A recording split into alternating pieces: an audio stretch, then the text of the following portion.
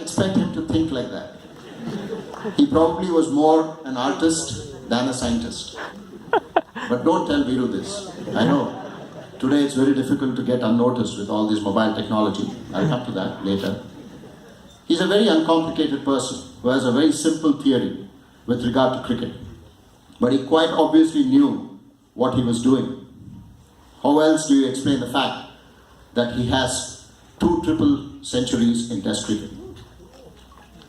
He almost got his third, and like a typical Viru, went for a 6 and got out at 294. It was midway through my international career that technology and data made their way into the ecosystem of our dressing room.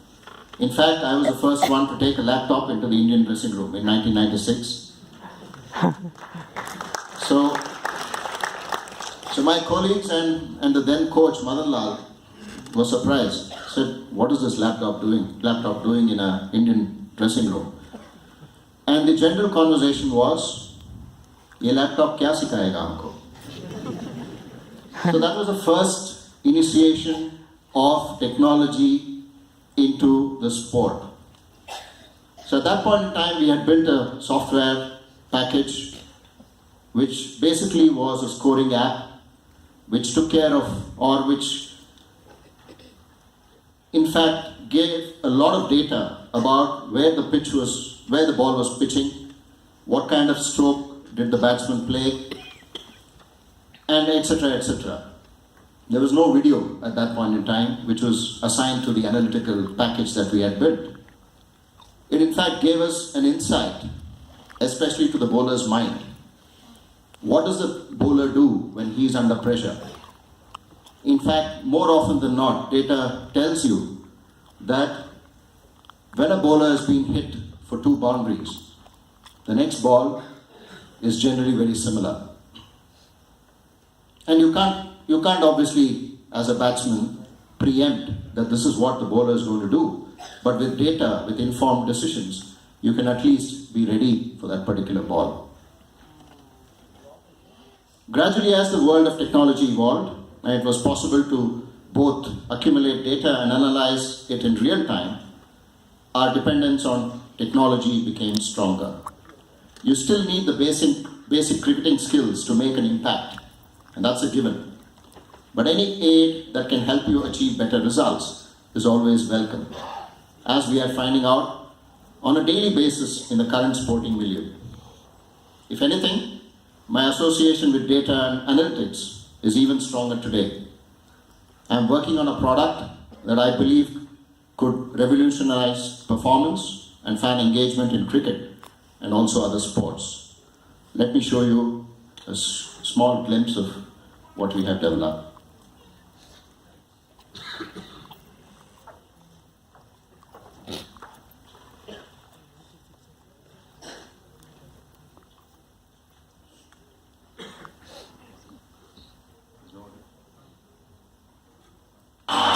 Globally, franchise cricket is taking a huge leap.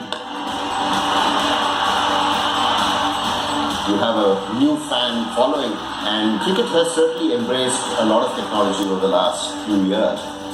My early memories playing cricket was on the streets of Bangalore. For me, it was all about commitment, about discipline. We've always heard experts talk about batting, saying he's hitting it from the sweet spot, he's a powerful hitter. But what does that mean in real data?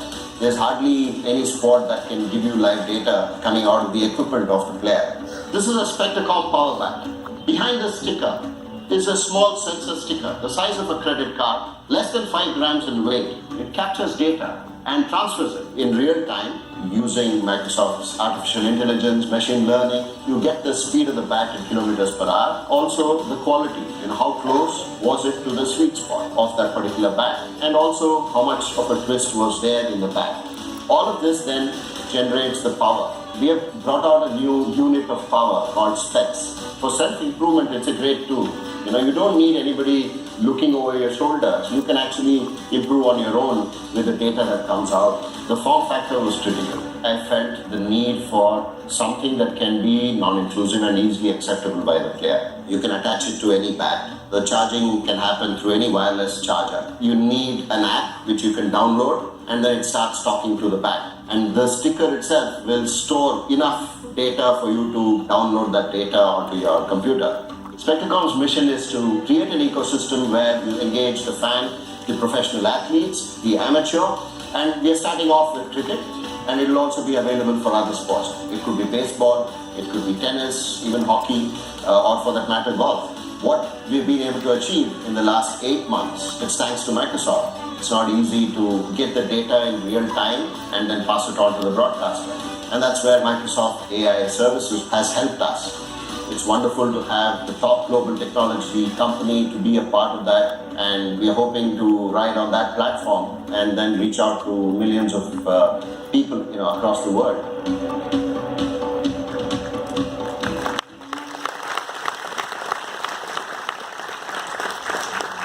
Thank you.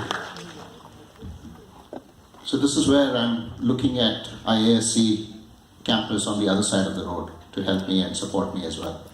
Because the last 30 years or so, or more than that, I've always been on the other side playing cricket on the biggest ground in Bangalore. At least when we were growing up, it was one of the bigger boundaries to hit. So as a spinner, it helped me.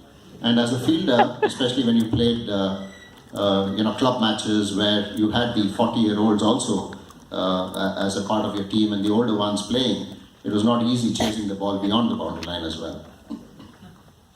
So speaking of data and analytics, one of the key driving factors of individuals, teams, and now sports businesses has been the significant improvement in technology available today. That's in keeping with advancements at the most basic levels of life as well. Change in sports has been largely incremental or evolutionary. A couple of decades back, mobile technology was in its infancy, and call rates were through the roof. And look at where we are today. The cell phone has become as much a part of our body as our limbs or even our heart. We are so hooked to it, using it to meet for practically every single necessity. In fact, things have got so complicated that there is even an acknowledged medical condition called nomophobia, which is the irrational fear of being without your mobile phone or being unable to use your phone for some reason. And this is something that I want to understand. I know technology is something that I have got into and I've always looked at data and analytics, but one technology that I dread the most has been the camera on the phone. Whoever put the camera on the phone, especially the front one, I'm sure all of us dread all of that. In fact, the players of today respond to WhatsApp messages much quicker, and their lives are on social media on a day-to-day basis. So we know exactly what they're eating, where they are, which clothes they wore, or for that matter, even their birthdays, and wishing each other. I mean, one thing I haven't really understood is your own colleague within your own team, you wish them happy birthday on social media. So that's something that I haven't really understood. And one other thing that it really got me as well was that particular player wishing his own teammate the next day saying belated birthday on social media. So when you break it down, the basic fabric of cricket has remained unaltered. It's still a rudimentary battle between the hard cricket ball and the well-crafted piece of willow. The bowler trying to knock the batsman over, and the latter trying to get one up on the bowler. The techniques involved are still pretty much the same. But as is natural, several of them have been customized to keep in tune with the demands of the changing times and the various formats. One of the biggest positives is the advancements in the field of equipment. Cricket balls continue to weigh 5.5 ounces and don't leave themselves open to too many modifications in that regard.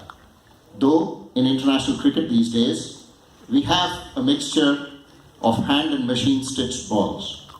The introduction of new formats or newer versions of old formats has necessitated coming up with different shades of the cricket ball. For nearly 100 years, top flight cricket was played only with the red ball. Then World Series cricket introduced the concept of day-night 50-over cricket. And because the red ball was hard to spot under lights, the white ball came into existence. With the shorter formats grappling the attention of the audiences, there was a need to keep Test cricket relevant. And one of the ideas that germinated was playing long-form games at night so that fans can drop in after a hard day's work in office or at college to partake of the entertainment. After multiple experiments with color, including white and orange, we have now arrived at the pink ball, which can maintain its shade for far longer than the other variants. All this has been possible only because there are tools available that can help us arrive at the right medium through trial and error. It's a different scenario with the bats. The quality of the willow was perhaps as brilliant earlier too, but the means to harness that into beautifully sculpted bats with compressed wood, making for lighter but more brutal sticks, wasn't available. Today, the sweet spot is precisely that, made sweeter by the fact that it is larger and meatier, adding to the weight. Even the edges are so refined that mishits sail over the fence effortlessly. I'm sure we have seen all of that in the IPL. It's just as well that I retired 10 years ago. Helmets, gloves, and other protective equipment too have become lighter, but safer. We saw one today. I think the opening batsman of the Australian cricket team, Harris, got hit straight on the head. He was a bit dizzy initially, but then he continued batting. He just took it off, asked for a new helmet, wore it, and started playing. The need for safety always is paramount, was further highlighted by the unfortunate demise of Phil Hughes 4 years following on an on-field accident. While there is no such thing as a foolproof, ironclad guarantee, it's encouraging to see the increasingly safer and more advanced gear coming into the game.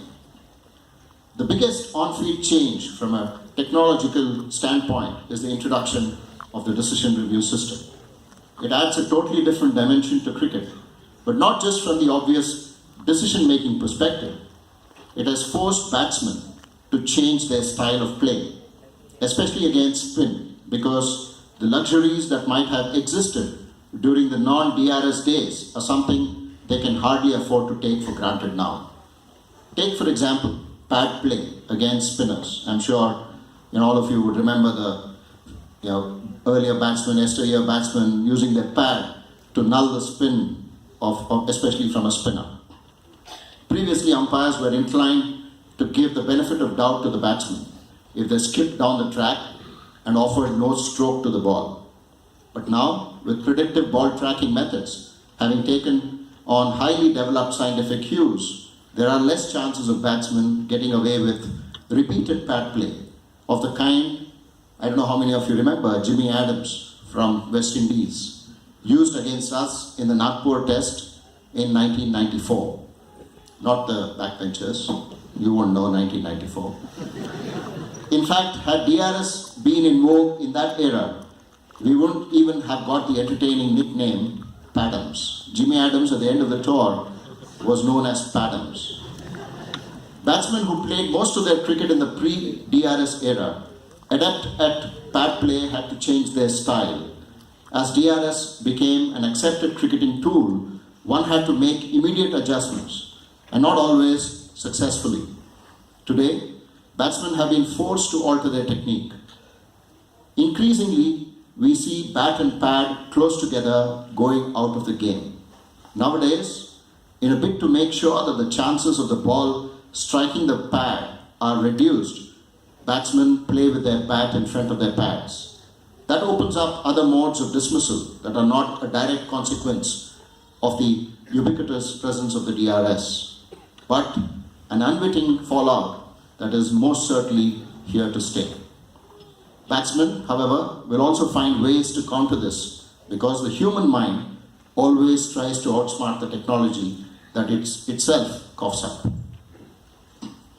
That was evidenced by Cheteshwar Pujara in the recent Adelaide Test match, skipping down the track to negate the line and length and then kicking it outside the off stump to Nathan Lyon. I'm sure we will see that again in the ongoing Perth Test match in the second innings. Technology has also radically changed the way the various stakeholders approach the game. From being a performance and skill-driven trade, sporting success has been redefined today through knowledge of the game. Knowledge has come to be the foundation for a lot of modern-day thinking tanks. And these days, it's not uncommon for a backroom staff accompanying a cricket team to be in the ratio of 1:1 vis-a-vis the players. When I traveled for the first time with the Indian team, we had a manager who was an administrative manager, and then the coach was also called a manager, and we had a physiotherapist, just the three of them. And today, I think the support staff probably, like I mentioned, it's 1:1. And England, when they toured India last year, carried more than the players. The support group was more than the players. In fact, they traveled with 2 buses every time the team had to come to the ground.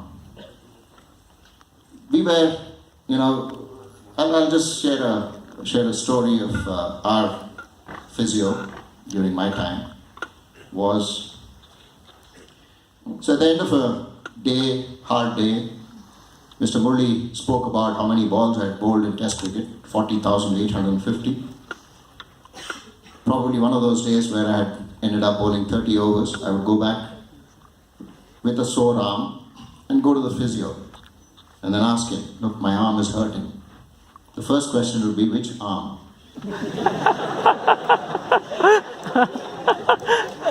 So I would tell him, obviously, the right arm. And then the next question would be, there would be a choice question. This is like a multiple choice questions that we are all used to now. So the next question was, do you want ultrasound or a tablet? So if you're in the mood to sit with him and have a cup of tea, then you would prefer ultrasound. If you're not in a mood to sit and chat, then you would ask for a tablet. And that was our physiotherapy. It's changed though. Now I think the players of today are blessed to have the kind of support that they have, which they richly deserve. I think it's important in professional modern day sport that you have professionals around you. So this kind of sporting wisdom gave rise to the importance of data. Data is everywhere in sport. Every instant, tons of information is open to being captured. How this data is broken down and analyzed effectively is one of the effective keys to success. Amongst the aspects that technology is impacting at a considerable level are, like I just mentioned, individual performance. Video analysis. For me, the greatest tool of a video analytical method was in the early 2000s when the radar came into the game. I think late 90s was the first time that the speed gun came in. Although I was a spinner, for me, the speed of the ball at which it was traveling was very important. So I would use it to my advantage. And I would come back at lunchtime studying what speeds I bowled in the previous session and what kind of speeds did actually help me conquer the batsman. What speed did the batsman find it difficult to play me in that session? And I would go back after lunch to make sure that I bowled in those kind of speeds and in those kind of trajectories for me to be effective. Of course, it's helped in injury management. We see that. Today, if you look at the back of any cricketer, you always have the GPS attached to him. So constantly they're being monitored as to how much they're traveling within the ground, how many kilometers they do, so that the hydration level is taken care. It's a lot scientific nowadays, and that's because of the technology advancement that we see. Then of course it's brought in a lot of strategic elements as well. Teams today engage in extensive strategic analysis. Earlier it used to be just over a coffee or a tea, sit in the managers. I don't know why the managers of the teams always had a suite and we had to share rooms. But their rooms were always larger, so you would go there and you order whatever you want. The manager will pay for it. So you order coffee, tea, and sit around and have a general chat about what you're going to do the next day and then walk away. That was our team meeting. But things have changed now. There's a strategy session for the bowlers, there's a strategy session for the batsmen, then you sit as a team and then you have another strategy session, and consistently there's an individual feedback from the analysts. So there's a lot of things happening and understanding not just yourself but also the competition. And sometimes you have debutants. I mean, for example, Harris made his debut for Australia. Before he even played the first ball, I'm sure the data analyst would have picked out all his uncomfortable areas and which line to bowl and what not to do. So all of that is already there, and that's something that you have available today. I spoke about the decision making itself, the DRS, the Hawkeye becoming an integral part of numerous sports today. I mean, we saw the FIFA World Cup. There's again technology to call line decision, to make those line decisions in football. And of course, the sporting business itself, IPL auction and team analysis. That's something that is massive. And I did showcase about what I'm trying to build in terms of fan engagement. Then there's loyalty programs, virtual games, I mean, you name it, technology is everywhere. Let's dwell for a second on what kind of data can be captured when a bowler sends down a delivery. At least 3 parameters can